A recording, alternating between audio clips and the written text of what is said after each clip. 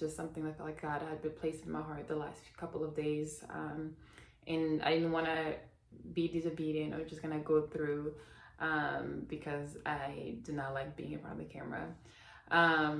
But I have been reading Matthews just the last month or so, and I just felt like the Lord just kept bringing up, just revealing himself to be a God who is compassionate. And I know that this is something that I hear all the time, and I know a lot of Christians, we hear all the time about God being compassionate, God being God who is merciful. The word compassion comes all the time. And I just felt like the Lord was like, no, like, I want you to know, like, I am a compassionate God. And there's something about God being compassionate God that does something, knowing, and the revelation of God being compassionate God does something to our faith, does something to our hearts, and it is transformative. I have found it to be in the last month, when I come to prayer or when I have conversation with people, when I'm doing my day-to-day, like the knowledge of that, or the revelation that God is a compassionate God changes things.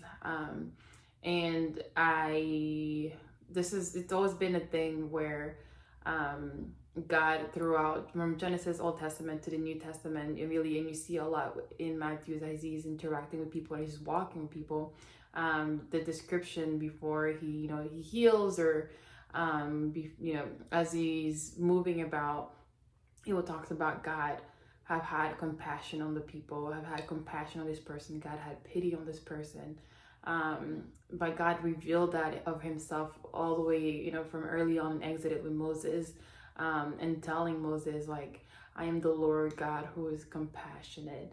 And I just felt like in this past couple of years, I think as desires grow, or disappointment grows, heartache grows, it's easy to forget that my God is compassionate. And it's easy to forget because I think I either am trying to wonder why God would forsake me, why God would let X, Y, and Z happen, and kind of just excuse it as like, you know what, this is God's will, and so just kind of just be okay with it and just kind of move on. But I feel like it, when I see it that way, it takes away from a space of knowledge that God is a compassionate God, and he does see the heartache, he does see the suffering, he does see the longing, and in his compassion he answers, he doesn't answer, or in his compassion he longs for me to have a deeper faith or a deeper patience or perseverance or maturity. Like, it's out of his compassion for me, it's out of his love for me, it's out of his care for me.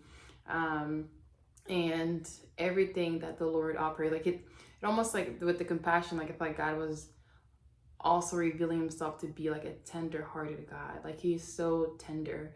And I was just trying to think about the people in my life who I know to be tender, and just what it does in me when I interact with them. And a lot of it is like a safety, to be myself, a safety to name my desires. When someone is tender-hearted, I feel that I can just be vulnerable and say, hey, like, I'm really struggling, or I don't question myself a lot, or I don't judge myself, or I don't try to perfect a lot of the things that I'm about, or fix myself, X, Y, and Z. I just feel like God is calling his daughters or calling his sons to the knowledge that he's a compassionate God. Like, you can come to me and know that I see you. Like, even if I don't give you an answer audibly, like that you might want to know right now, just know that you didn't leave that space without a God that did not see you, without a God that isn't about you. Like, I think about Hagar all the time, like naming God the God who sees, because he is the God who sees. And when he sees, he's not hardened where he just moved past it. He is compassionate, he is tender, like and he is that father, like where he cares. So all to say, just an encouragement for if whatever season you might be in, whether it's a season of waiting, a season of longing, or a season of contentment, is that you can move about your day how can you move about your day differently knowing that you serve a God who's compassionate? Like, he sees, he cares, he's tenderhearted, and he wants to meet us. He wants us to know that he meets us in that compassion, in that tenderness. So I don't have to fix myself. I don't have to leave the space feeling like God didn't care or didn't show up, because he does. And out of his compassion, he responds in various ways, whether it's instant deliverance, instant healing, instant provision, or it's the response of a no, graciously, because he cares for me. And whether that's I need, it's a deeper faith, strength, a long suffering, a maturity, whatever it is, it looks like, it out of his compassionate heart, and never out of character, because he's the same forever and ever, and that's his essence. He's a compassionate God. So yeah, just be encouraged. Like, the Lord is hearing you, the Lord sees you, and he is compassionate towards you. And I'm going to finish with reading the verse in Moses, but also in Psalm.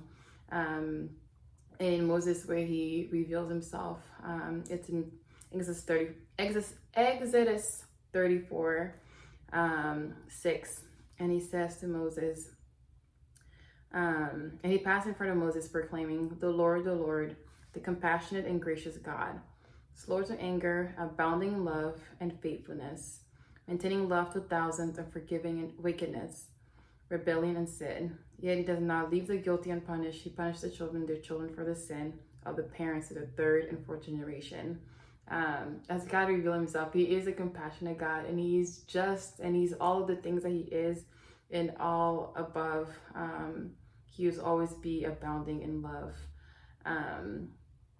And in Psalm 103:13, it says, as a father shows compassion to his children, so the Lord shows compassion to those who fear him.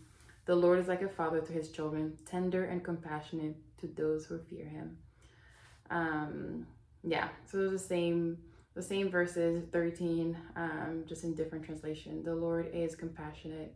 He cares, and he's near to the brokenhearted, and he's near when you rejoice, and he rejoices with you, and when you are in suffering, his heart is tender, and he's compassionate towards you. So yeah, have a good night, or a good day with whatever time you're watching this.